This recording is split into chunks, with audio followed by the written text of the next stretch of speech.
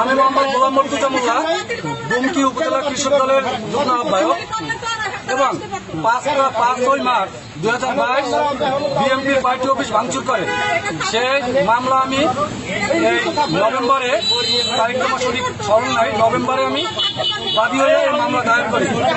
এই মামলা দায়ের করার পরে এই লোক অজ্ঞাতনামা আসামিতে গ্রেপ্তার হয়।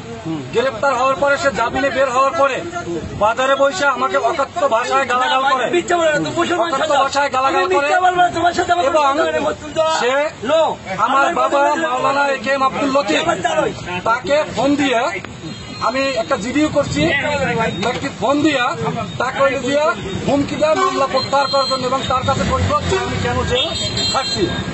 এরপরে আমি থানার কাছে আমি একটা জিডি করি। জিডি করার পরে তার তৎকাল এর ভিতরে সাংবাদিক সাইদুল তিনি ফোন দিয়েছে। ফোন দেওয়ার পরে তার সাথে